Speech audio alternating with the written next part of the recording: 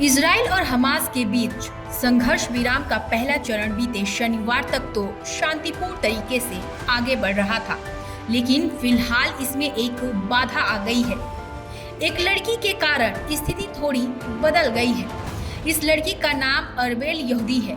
क्या है इस लड़की की कहानी, बताएंगे इस वीडियो में। दरअसल अरबेल यहूदी एक इजराइल नागरिक हैं, जो उन बंधकों में से एक हैं जिन्हें 7 अक्टूबर 2023 के दिन हमास ने इजराइल में घुसकर किडनैप किया था।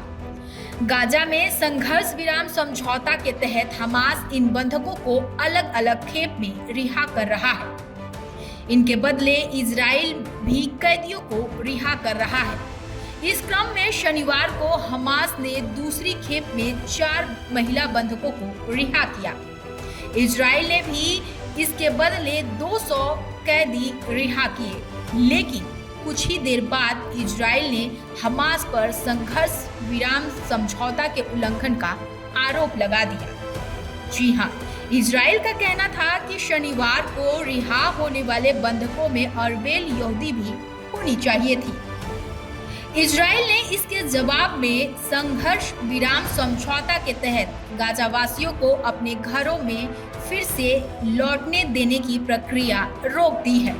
उधर हमास का कहना है कि अरबेल यहूदी जीवित हैं और अगली खेप में वह रिहा कर दी जाएंगी। हमास ने इसके साथ ही उल्टा इजराइल पर संघर्ष विराम समझौता के उल्लंघन का आरोप लगा दिया है। हमास का कहना है कि इजराइल कैदियों को छोड़ने में भी देरी कर रहा है और समझौता के तहत गाजा के लोगों को फिर से अपने घरों में लौटने भी नहीं दे रहा है। कुल मिलाकर गाजा में इजराइल और हमास के बीच फिर से तनातनी नजर आ रही है, जो इन दोनों के बीच युद्ध रोकने की कोशिश को विफल कर सकती है। बता दें कि गाजा युद्ध में अब तक 47,000 से ज्यादा मौतें हो चुकी हैं। आखिर कौन है अरबेल यहूदी, जानेंगे इस वीडियो में उनके बारे में भी। अरबेल यहूदी सॉफ्टवेयर कंपनी ग्रुप टेक में बतौर गाइड काम करती थी। इस कंपनी का एक सेंटर दक्षिण इजराइल में है, जहां अंतरिक्ष अनुसंधान और तकनीक से जुड़े क्षेत्रों पर काम होता है। अरबेल इसमें पहले एक कम्युनिटी एजुकेशन सिस्टम में कार्यरत थी। 2023 में हुए हमले के ठीक पहले वह दक्षिण अमेरिका से लौटी थी।